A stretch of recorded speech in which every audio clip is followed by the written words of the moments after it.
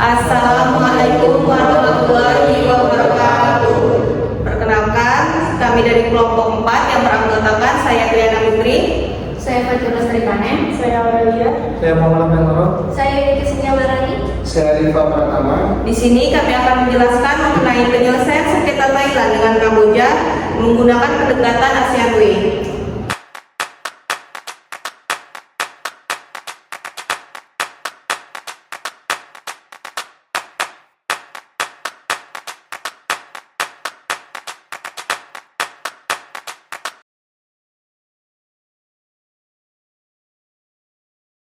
Dan sengketa wilayah. Hubungan antara Thailand dan Kamboja kembali memanas pada akhir Juli 2025 dengan meletusnya bentrokan bersenjata di perbatasan kedua negara. Insiden ini merupakan eskalasi terbaru dari konflik berkepanjangan yang berakar pada sengketa wilayah, terutama di sekitar kuil kuno Preah Vihear.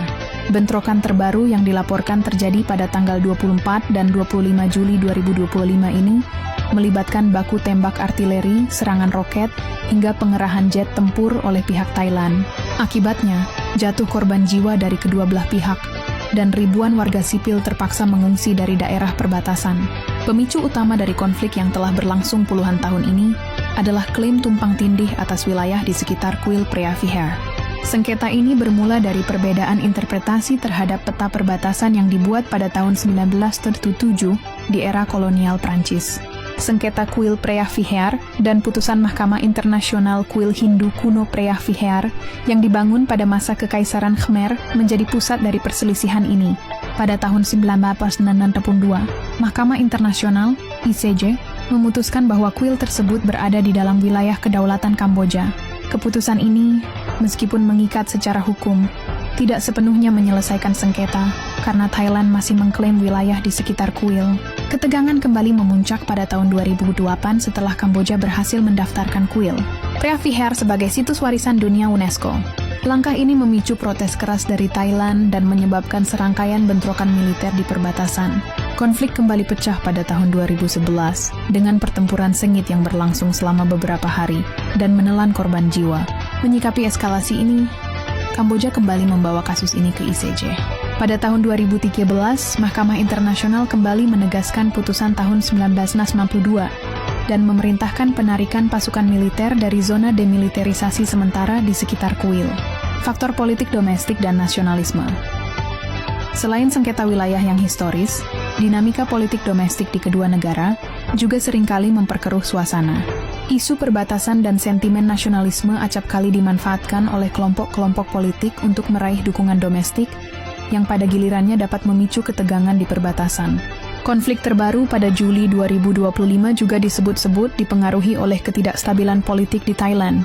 Meskipun telah ada putusan dari Mahkamah Internasional dan upaya mediasi dari berbagai pihak, termasuk ASEAN, implementasi penuh dari kesepakatan damai dan demarkasi perbatasan yang jelas masih menjadi tantangan. Insiden-insiden kekerasan yang berulang menunjukkan bahwa akar masalah dari konflik Thailand-Kamboja belum sepenuhnya terselesaikan dan potensi eskalasi di masa depan masih tetap ada.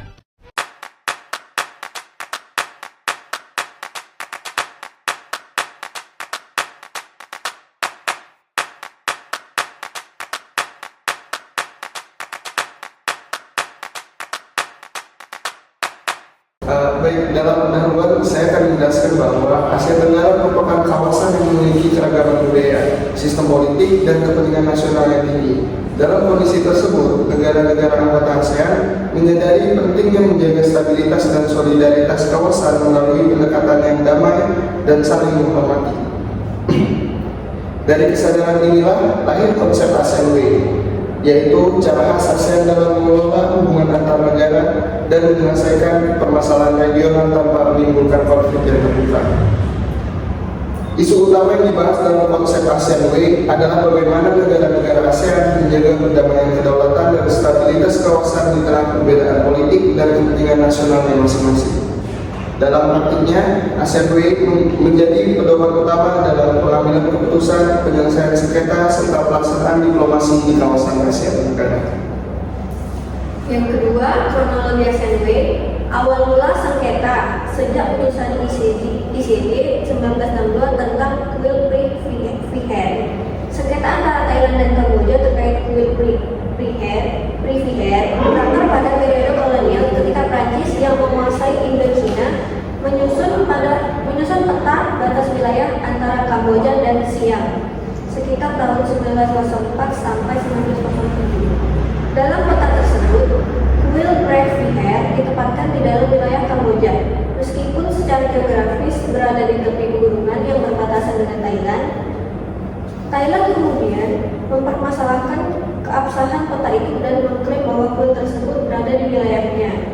Pada tahun 1959, Kamboja mengajukan gugatan ke Mahkamah Internasional setelah menelaah bukti termasuk tata kolonial, praktik administratif, dan dokumen historis. Pada 15 Juni 1962, ICJ memutuskan bahwa kuil Prem Vihear adalah milik Kamboja. Thailand diminta menarik pasukan militernya dan mengembalikan artefak yang diambil dari kuil tersebut. Namun, ICJ tidak menjelaskan secara detail batas wilayah di sekitar kuil, sehingga muncul area abu-abu yang tetap dipersengketakan oleh kedua negara. Ketidakjelasan inilah yang kemudian menjadi sumber konflik lanjutan di masa depan. Yang kedua, ketegangan dan bentrokan di perbatasan pada tahun 2008 sampai 2011. Setelah beberapa dekade relatif tenang, sengketa kembali memanas pada tahun 2008 ketika UNESCO mengakui kuil Prem Vihear sebagai situs warisan dunia atas permintaan Kamboja. Pemerintah Thailand menilai pengakuan itu mengabaikan status wilayah sengketa di sekitar kuil. Penolakan ini memicu protes besar di Thailand dengan meningkatnya sentimen nasionalisme dan penempatan pasukan di perbatasan. Pertempuran bersenjata pertama pecah pada Juli 2008 di sekitar kuil. Bentrokan berlanjut secara sporadis antara 2008 hingga 2011, terutama di wilayah sekitar kuil dan desa-desa perbatasan seperti Pumakwa dan Banpungsong. Insiden pada Februari 2011 menjadi salah satu yang paling mematikan, menewaskan beberapa tentara dan warga sipil dari kedua pihak serta memaksa ribuan penduduk mengungsi. Keagamaan ini juga menimbulkan krisis diplomatik kedua negara, saling menarik duta besar dan menuduh pihak lain melanggar kedaulatan. Masyarakat internasional termasuk PBB dan ASEAN menyerukan gencatan senjata meski pertempuran berulang kali terjadi. Gencatan senjata sementara akhirnya dicapai pada pertengahan 2011 dan situasi mulai mereda dengan penempatan pengamat militer ASEAN di perbatasan. Yang ketiga, upaya bilateral Thailand dan Kamboja sebelum melibatkan ASEAN. Sebelum ASEAN dilibatkan, kedua negara berusaha menyelesaikan konflik secara bilateral melalui berbagai pertemuan diplomatik dan mekanisme resmi. Keduanya membentuk Joint Boundary Commission untuk menetapkan garis batas secara resmi berdasarkan peta dan survei lapangan. Namun, perbedaan interpretasi peta kolonial 2008 hingga 2011, serangkaian pertemuan tingkat tinggi antara Menteri Luar Negeri, militer, dan pejabat teknis dilakukan. Meskipun beberapa kali tercapai kesepakatan gencatan senjata dan menarik pasukan, implementasinya sering gagal karena ketidakpercayaan dan perbedaan tafsir. Tekanan dari kelompok nasionalis di Thailand dan sikap keras pemerintah Kamboja di bawah Hun Sen membuat kompromi sulit dicapai. Upaya bilateral akhirnya menempuh jalan buntu setelah bentrokan besar pada 2011. Kamboja kemudian secara resmi meminta ASEAN untuk menjadi mediator. Langkah ini menandai perubahan paling dalam strategi penyelesaian sengketa dari negosiasi dua pihak menuju mekanisme regional yang lebih luas. Yang terakhir, peran Mahkamah Internasional dan dampaknya terhadap hubungan kedua negara. Kamboja pada tahun 2011 kembali mengajukan permintaan interpretasi terhadap putusan ICJ 1962 dengan alasan masih terdapat ambiguitas mengenai wilayah di sekitar kuil Prem Vihear. Mahkamah Internasional kemudian mengeluarkan putusan interpretatif pada 11 November 2013. Dalam keputusan tersebut, ICJ menegaskan bahwa Kamboja memiliki kedaulatan penuh atas wilayah tempat kuil berdiri, termasuk area yang memiliki titik konflik utama, dan Thailand wajib menarik pasukannya dari wilayah tersebut. Putusan 2013 memiliki dampak besar terhadap hubungan bilateral. Dari sisi hukum internasional, keputusan ini memperkuat posisi Kamboja. Namun, di Thailand, keputusan tersebut menimbulkan kontroversi politik dalam negeri karena dianggap melemahkan posisi nasional. Selanjutnya, saya akan menjelaskan mengenai konsep dan prinsip dari ASEAN Way. Yang pertama, pengertian dari ASEAN Way. ASEAN Way adalah cara khas ASEAN dalam menyelesaikan permasalahan dan menjalankan hubungan antar negara anggotanya yang menekankan pada musyawarah, konsensus, dan penghormatan terhadap kedaulatan masing-masing negara. Dengan kata lain, ASEAN Way bukan sekedar aturan tertulis, tapi juga budaya diplomasi dan etika politik regional untuk menjaga stabilitas dan perdamaian kawasan Asia Tenggara. Yang kedua, prinsip-prinsip dan utama dari ASEAN Way, yaitu yang pertama adalah musyawarah atau consultation. Semua keputusan dan penyelesaian masalah dilakukan melalui dialog terbuka dan konsultasi bersama, bukan dengan paksaan. Tujuannya agar semua negara merasa didengar dan memiliki peran dalam keputusan akhir. Yang kedua, konsensus. Keputusan hanya diambil jika semua anggota setuju.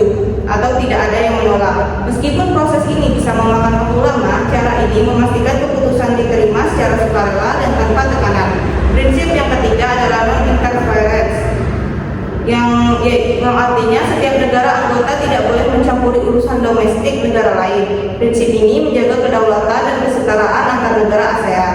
Dan prinsip yang terakhir adalah peaceful settlement of disputes, yang artinya ASEAN menolak penggunaan kekerasan atau ancaman militer. Semua konflik diselesaikan melalui negosiasi, mediasi, atau diplomasi damai sesuai semangat kebersamaan. Dasar hukum dari ASEAN ini diatur dalam beberapa dokumen penting. Yang pertama ada dalam Treaty of Amity and Cooperation in Southeast Asia. Pasal 2 menyebutkan prinsip-prinsip dasar ASEAN, termasuk yang pertama saling menghormati kedaulatan dan kemerdekaan, yang kedua tidak mencampuri urusan dalam negeri, yang ketiga penyelesaian sengketa secara damai, dan keempat tidak menggunakan kekerasan. Pada pasal 13-15 mengatur mekanisme Dewan Tinggi atau High Council untuk membantu penyelesaian sengketa antar negara anggota. Yang kedua ada Piagam ASEAN. Pasal 2 ayat 2 membuat prinsip-prinsip dasar yang menjadi pedoman ASEAN, termasuk musyawarah dan konsensus, yang menegaskan bahwa semua keputusan penting ASEAN harus diambil secara damai dan melalui kesepakatan bersama. Tujuan dan manfaat ASEAN ini adalah menjaga persatuan stabilitas kawasan Asia Tenggara, mencegah konflik terbuka antar negara anggota, mendorong kerjasama regional yang damai dan saling menghormati, menumbuhkan kepercayaan dan solidaritas antar negara ASEAN. Contoh penerapan ASEAN salah satunya ada pada penyelesaian sengketa Thailand Kamboja ini, yang dimana ASEAN tidak memaksa kedua negara tapi mendorong mereka berdialog. Indonesia sebagai ketua ASEAN tahun 2011 berperan sebagai mediator netral, dan hasilnya tercapai kesepakatan gencatan senjata dan penarikan pasukan tanpa intervensi militer dari pihak luar. Lalu selanjutnya penyelesaian sengketa Thailand Kamboja melalui ASEAN yang dimana menggunakan mekanisme penyelesaian sengketa antara Thailand dan Kamboja dalam kerangka ASEAN telah menjadi contoh nyata penerapan prinsip-prinsip penyelesaian konflik secara damai yang dikenal sebagai ASEAN ASEAN sendiri menekankan dialog, musyawarah, dan rasa saling menghormati antar negara anggota dengan menghindari konfrontasi langsung atau tindakan sepihak yang bisa memperkeruh suasana, yang dimana salah satunya menggunakan konsultasi bilateral antara Thailand dan Kamboja.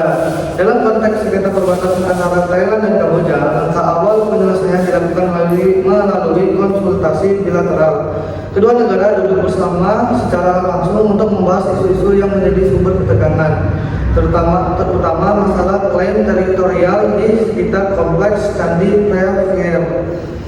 Konsultasi ini memungkinkan adanya komunikasi lebih terbuka dan kesempatan bagi kedua pihak untuk menyampaikan keprihatinan dan kepentingan masing-masing secara langsung tanpa campur tangan eksternal.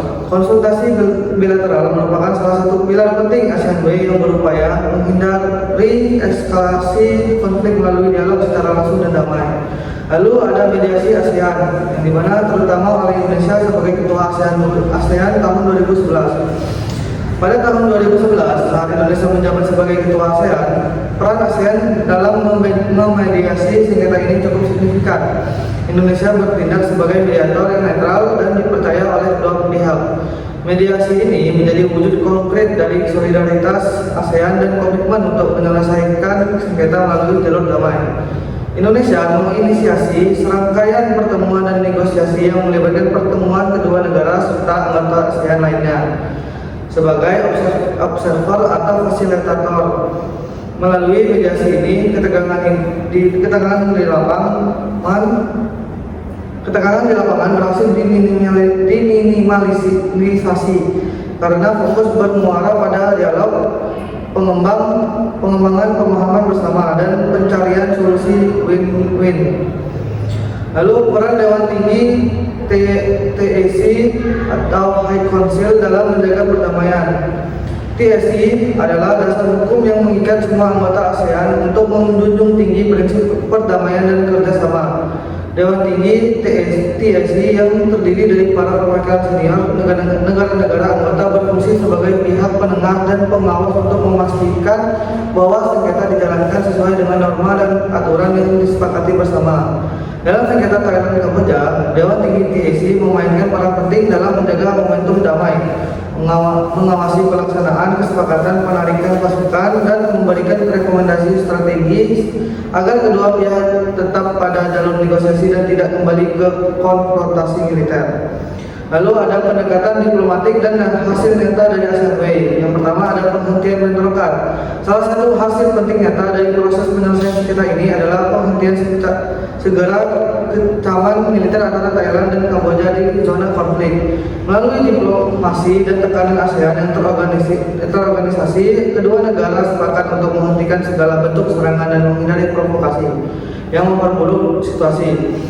Penghentian bentrokan ini bukan hanya berdampak positif secara langsung terhadap stabilitas kawasan, tetapi juga membangun kepercayaan kedua pihak untuk melanjutkan dialog lebih konstruktif. Lalu yang kedua ada penarikan pasukan secara bertahap. Sebagai bagian dari kesepakatan damai yang difasilitasi ASEAN, baik Thailand maupun Kamboja melaksanakan penarikan pasukan secara bertahap dari perbatasan yang disengketakan. Proses ini diawasi oleh mekanisme yang disetujui bersama dan mendapatkan dukungan pengawasan dari ASEAN. Penarikan pasukan ini sangat strategis untuk mengurangi potensi gesekan fisik dan menciptakan ruang bagi jalur diplomatik dan kompromi politik berkembang secara efektif. Lalu yang ketiga ada peningkatan kerjasama lintas batas.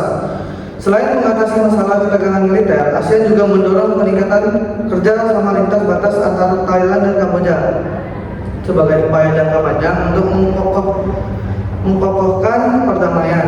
Kerjasama ini meliputi perbatasan ekonomi, sosial, budaya, dan pengelolaan sumber daya alam yang saling menguntungkan. Program kerja sama lintas batas tersebut diharapkan dapat membangun rasa saling percaya dan keharmonisan dan antara masyarakat perbatasan yang turut memperkuat stabilitas politik antar kedua negara. Dengan demikian, melalui kombinasi konsultasi bilateral, mediasi yang difasilitasi ASEAN dan peran strategis Dewan Tinggi PSI, penyelesaian sengketa Thailand Kamboja mencerminkan keberhasilan ASEAN sebagai model penyelesaian sengketa yang damai, pragmatis, dan berdampak positif dalam menjaga stabilitas kawasan. Selanjutnya, analisis efektivitas ASEAN. Yang pertama, keberhasilan ASEAN dalam mencegah eskalasi konflik besar. ASEAN merupakan pendekatan khas Asia Tenggara dalam membangun kerjasama regional yang menekankan pada prinsip musyawarah mufakat, non-interference, dan penghindari konfrontasi terbuka. Prinsip-prinsip ini telah menjadi fondasi penting dalam menjaga stabilitas kawasan sejak berdirinya ASEAN pada tahun 1967. Salah satu keberhasilan terbesar dari ASEAN adalah kemampuannya mencegah terjadinya konflik berskala besar antar negara anggota. Meskipun kawasan Asia Tenggara dikenal memiliki keragaman politik, ekonomi, dan budaya yang sangat tinggi. Contohnya dapat dilihat pada penyelesaian konflik perbatasan antara Thailand dan Kamboja, serta Indonesia dan Malaysia yang diselesaikan melalui dialog dan mekanisme diplomatik, bukan kekuatan militer. ASEAN juga berhasil menjaga solidaritas politik kawasan di tengah dinamika global, termasuk ketika negara-negara anggota memiliki orientasi ideologi dan kepentingan yang berbeda. Melalui forum-forum konsultatif seperti ASEAN Regional Forum dan ASEAN Summit, ASEAN memfasilitasi komunikasi terbuka yang mengurangi potensi salah paham antar negara anggota. Dengan demikian, secara historis ASEAN terbukti efektif sebagai mekanisme pencegah dalam menjaga perdamaian dan stabilitas kawasan, meskipun tidak selalu cepat dalam menghasilkan solusi konkret. Yang kedua ada kelemahan ASEAN. Meskipun memiliki nilai strategis dalam menjaga stabilitas kawasan, ASEAN juga mengandung beberapa kelemahan yang cukup signifikan.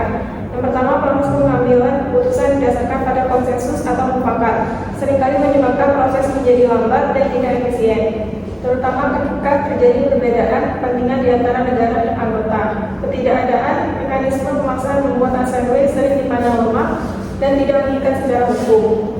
Yang kedua ada prinsip non-interference atau tidak mencampuri urusan dalam negeri negara anggota, menjadi hambatan dalam menangani isu-isu sensitif seperti pelanggaran hak asasi manusia, krisis ekonomi domestik, dan konflik etnis.